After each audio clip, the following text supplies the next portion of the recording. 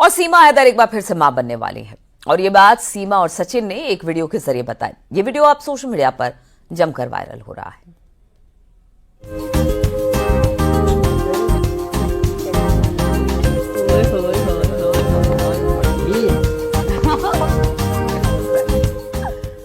सचिन मीणा की पत्नी सीमा हैदर मां बनने वाली हैं। सीमा हैदर प्रेग्नेंट है और इसकी पुष्टि खुद सीमा हैदर ने की है।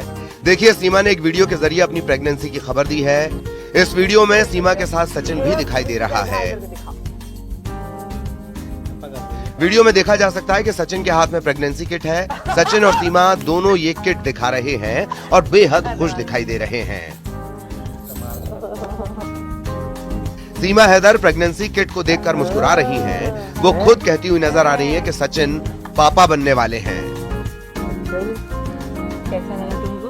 ओए होए होए होए होए होए मट्टी।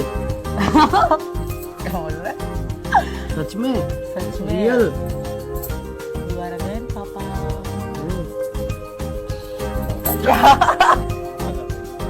वीडियो में दोनों डांस करते भी दिखाई दे रहे हैं। सोशल मीडिया में ये वीडियो तेजी से वायरल हो रहा है।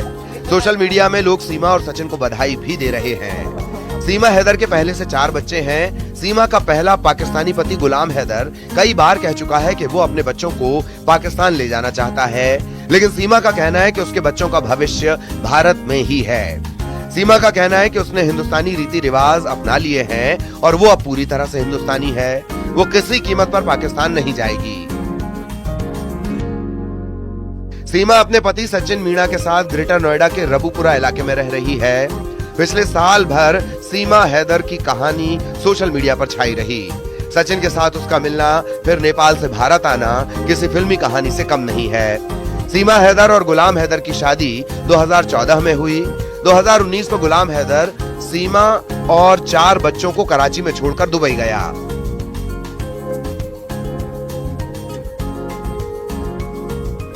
दो 2019 में ही पबजी खेलते खेलते सीमा और सचिन की जान पहचान हुई। दोस्ती प्यार में बदल गई।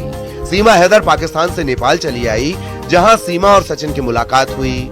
सीमा का कहना है कि नेपाल में ही उसने हिंदू धर्म अपना लिया था और नेपाल में ही सचिन से शादी कर ली थी, जिसके बाद सीमा हिंदुस्तान आ गई और सचिन के साथ रहने लगी। सचिन सीमा के वकील ने सीमा के पाकिस्तानी होने की जानकारी पुलिस को दी थी। इसके बाद दोनों को हिरासत में लेकर पूछताछ भी की गई थी, लेकिन फिर दोनों को रिहा कर दिया गया। सीमा और सचिन की कहानी पर फिल्म भी बनाई गई।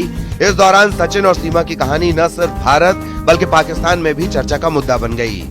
और अब एक बार फिर सीमा हैदर सुर्खियों में है। वजह है सीमा का प्रेग्नेंट होना। सीमा और सचिन दोनों ने ये खबर साझा की है और अब दोनों आने वाले नए मेहमान के स्वागत की तैयारी में जुट गए हैं। हिमांशु शुक्ला, न्यूज़ 18, नोएडा। सियासी पार्टियों और उनके कार्यकर्ताओं के लिए नारे और उद्घोष काफी अहम होते हैं। एसपी भी 2027 के चुनाव के लिए नए नए नारे तैयार कर रही है। समाजवादी पार्टी के पीडीए सम्मेलन में बांधो मुट्ठी तानो मुट्ठी, पीडीए का करो उद्घोष और जुड़ेंगे तो जीतेंगे जैसे नारे दिए जाएंगे। एसपी ने सभी आनुवंशिक संगठनों को नए नारे भेजने के लिए भी कहा है। 2027 से पहले एसपी के नारों को लेकर खास प्रोग्राम करने की कोशिश में है। देखिए जरा ये रिपोर्ट।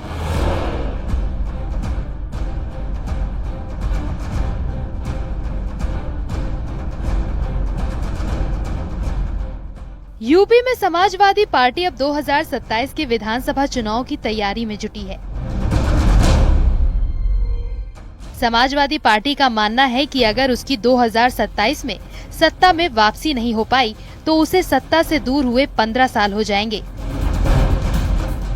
यही वजह है कि अब एक बार फिर से लोकसभा चुनाव में सफल हुए पीडीए को समाजवादी पार्टी आगे बढ़ा रही है। किसी भी सियासी पार्टी के लिए सियासी एजेंडा और सियासी नारा बेहद अहम रोल रखता है। समाजवादी पार्टी को यकीन हो चला है कि पीडीए के बल पर वो 2027 का भी अपनी नैया पार लगा लेंगे और शायद यही वजह है कि उनके प्रदेश अध्यक्ष से लेकर तमाम पदाधिकारी लगातार पीडीए पंचायत आयोजित कर रहे हैं। इस बार पीडीए को ग्राम पंचायत स्तर पर ले जाने के लिए एसपी ने नए नए नारे तैयार किए हैं। एसपी के पीडीए सम्मेलन में बांधो मुट्ठी तानो मुट्ठी, पीडीए का करो उद्घोष और जुड़ेंगे तो जीतेंगे जैसे नारे भी दिए जाएंगे। अलग अलग नाम से आता है। पीडीए समाजवादी पार्टी ने रणनीतिक रूप से एक नारा देके वही पुरानी जो न्याय दिलाने की अपनी राजनीति थी उसी को आगे बढ़ाने का काम किया है।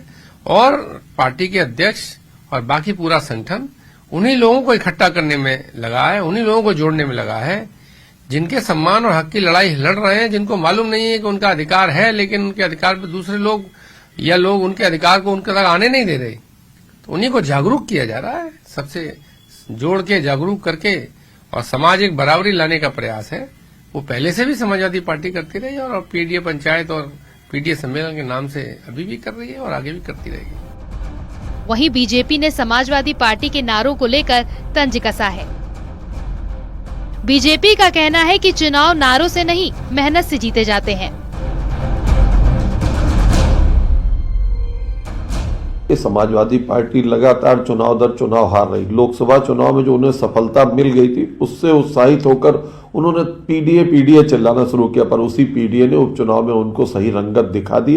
और मुझे लगता है चुनाव नारे से नहीं जीते जाते, जमीन पे काम करने से जीते जाते, वादों से जीते जाते। और जनता ये देखती है कि जिस पार्टी को हम वोट देने जा रहे हैं उसका नेता किस तरफ आगे बढ़ रहा है। अखिलेश जिस तरफ आगे बढ़ रहे हैं उसको हिंदुस्तान की जनता, उत्तर प्रदेश की जनता पसंद नहीं करती। सियासी पंडितों का मानना है कि यूपी में जातीय समीकरण उलझा हुआ है। ऐसे में समाजवादी पार्टी इस पर फोकस कर रही है। कुछ समय पहले जिस तरह से बटोगे तो कटोगे का नारा अचानक से बहुत लोकप्रिय हुआ है, उसने शायद अन्य दलों को भी ये सोचने पर मजबूर किया कि अभी नारों का एक प्रासंगिकता और उनकी सार्थकता अभी भी बनाई जा सकती है अगर वो नारा लोगों की जुबान पर चढ़ जाए। और पिछले कुछ समय से तो समाजवादी पार्टी ने और कांग्रेस पार्टी ने भी तमाम तरह के नारे दिए हैं, हालांकि चुनावी तौर पे वे बहुत सफल नहीं हुए। तो मुझे लगता है ये समाजवादी पार्टी की एक बड़ी कोशिश होगी कि वो भारतीय जनता पार्टी के इस मजबूत नारे की कोई काट निकाल सके। 2022 के विधानसभा चुनाव में समाजवादी पार्टी अपना वोट प्रतिशत बढ़ाने में भले ही कामयाब रही, लेकिन सत्ता एक बार फिर बीजेपी के हाथ आई।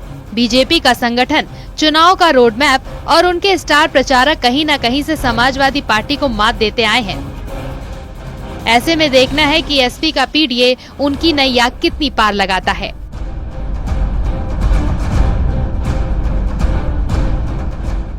समाजवादी पार्टी चाहती है कि आने वाले दिनों में पीडीए के सहारे ही उनकी राजनीतिक नाव पार लगे। अब देखने वाली बात होगी कि लोकसभा चुनाव में जिस तरह समाजवादी पार्टी को उत्तर प्रदेश में सफलता लगी है, क्या पीडीए एक बार फिर से 2027 में उनके लिए फायदेमंद साबित होगी। कैमरा पर्सन रवि के साथ लाउद्दीन, न्यूज़ 18 लखनऊ। और इसी के साथ यहाँ पर एक छोटा सा ब्रेक लेंगे, लौटेंगे 10 बजे की खबरों के साथ।